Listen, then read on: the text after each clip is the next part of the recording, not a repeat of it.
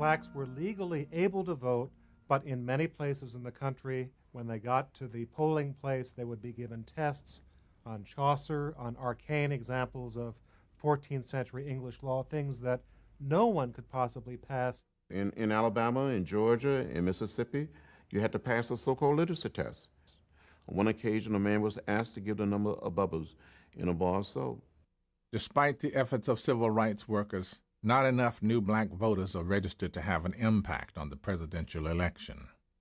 At the same time, many Southern white Democrats are leaving the party because of Johnson's strong support of civil rights.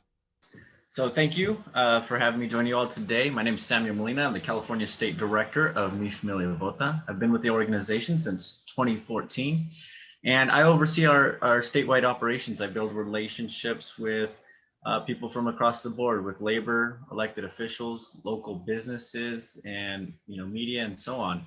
One of the other things I'm responsible for is fundraising. So I created a program for individual donors. I conduct grant writing, staff development, and if I hadn't said it before, we have operations in Fresno, Modesto, and Riverside, so I manage our staff in each of those offices. The change that we bring to this community is empowerment, right? Mi Familia Vota, our goal is to build a democracy that is responsive to all people, and that includes protecting the voting rights of all eligible voters.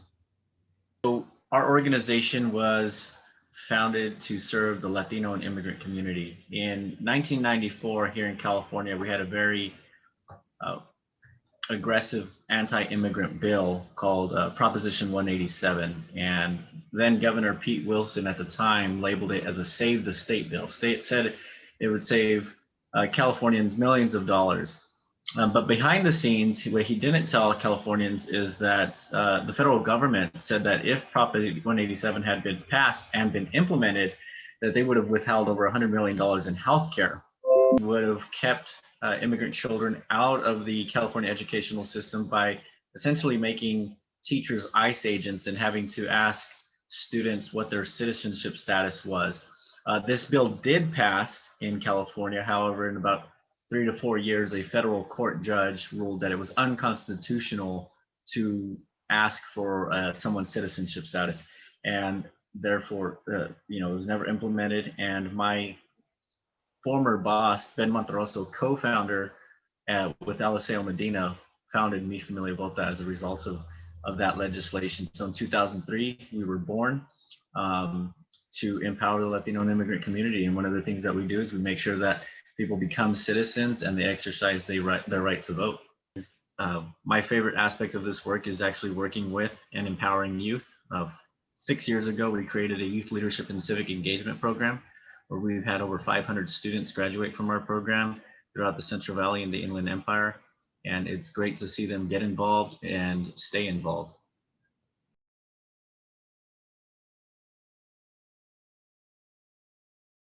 It's a combination of two things. It's racism, and it's because those who are in power want to retain their power. When we look back at this country's founding, it not only discriminated against people of color, of women, but also low-income individuals, right? So white, you had, in order to vote in the beginning, you had to be white and a landowner, right? And that isn't, so not every white person had owned land. And then progressively things changed, and then we get to the Jim Crow era, I'm sorry, in the 1900s, passing things like poll taxes and literacy tests, which were again a way to keep people of color outside of the, away from the voting booth. Very discriminatory laws. And in actuality, one of the things that we have to remember in our country's history is that to be a voter, you actually didn't even have to be a citizen. Those laws didn't change until about the early 1920s. And so citizenship was not always a requirement for voters. And yet we see so many people now, proclaiming, professing, saying that there's so much fraud and there's so many individuals who are not citizens, who are being able to vote. But it's relatively, it's only about 100 years old that we've required people to be citizens to actually vote.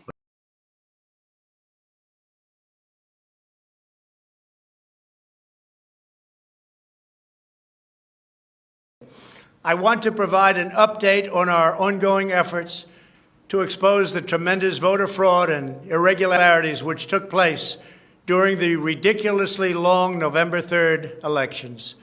We used to have what was called Election Day.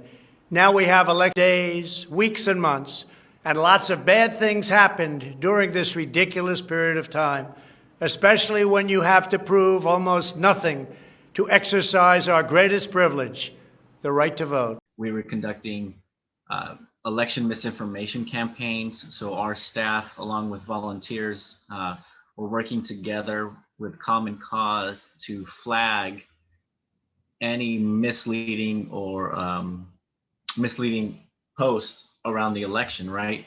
And because one of the things like we saw in 2016 is many people were being misled or being told lies on social media. And so we had to make sure to do our job and flag that for the, social media platforms like Facebook, Twitter, or Instagram, and let them know, when we saw posts that were just not true regarding the election. There was a lot of great things done that happened in the election. I know that certain states actually expanded the vote by mail process, allowing people to vote from home. California, we did that here. California has some of the best legislation when it comes to voting.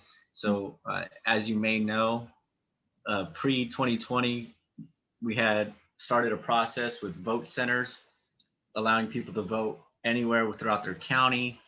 They didn't just have to go to a polling location, or I'm sorry, polling precincts. And then in 2020, because of COVID, we allowed every registered voter to receive a vote by mail, whether they asked for one or not. So I was really glad to see that California had done that and made it easier for people to participate. And we have same-day voter registration.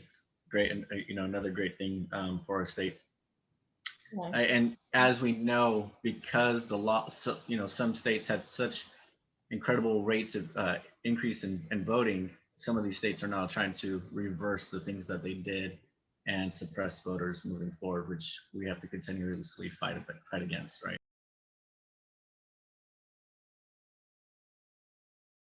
Pre-COVID, it was a lot more out in the field, working with staff, developing field campaigns, to be out with youth at the schools. I would help my staff register students to vote in the classrooms, giving speeches in the classrooms, going out to community events, registering voters at the citizenship ceremonies here in Fresno that we have about once a month. The Basta Trump campaign was a campaign in 2020 to get Trump out of office. Mm-hmm. And the Prioridades campaign is a focus on Latino priorities with this new administration, right? We want to make sure that Latino priorities are being uplifted and heard with this new administration. And we're seeing a lot of that taking place now and coming into fruition with the new Citizenship Act and more pro-immigrant legislation being introduced in the House. The things that need to be taking place right now when it comes to combating voter suppression is, of course, educating our community, right? I think that one of the ways that we see more people fighting for the right to vote and actually participating in the upcoming election is that we've got to put ethnic studies in our curriculum in our schools throughout the states. When people get a better understanding of how their ancestors have advocated and fought for this country, I believe that they will be more inclined to participate, right? And I'm sure there's studies on this as well. So that's one of the things that we need to do. Advocates need to be calling their legislators, state, local, and federal legislators, telling them to pass, legislation that supports and empowers voters. One of the things that I like about HR 1 is that it removes the parole provision from those who have felony, who are coming out of prison, so that they can immediately vote. That's not something that we should be stripping people of the right to vote. It's perfectly in line with what we supported last year. We were co-sponsors of ACA 6, which became Prop 17, which removed the parole provision here in California and expanded the voting rights of about 50,000 individuals, mostly people of color. And we need to, I think, also get states to lower the voter registration age to 16, like we have here in California. Again, when somebody starts voting at an earlier age, they're more likely to vote for the rest of their lives. And there's no reason to not have same-day voter registration in our states, and to have all vote by mail across the states. I think, in all honesty, it's an easier process because a ballot gets to everybody at their home. The voter has time to take care of their ballot and set it in the mail instead of having to wait in line for hours. We're in 2021. There's no reason to stand 8 hours in line when you have to go to work or take care of a family member. You should be able to vote from home, send it back in the mail, and be done with it. That's how we improve our democracy.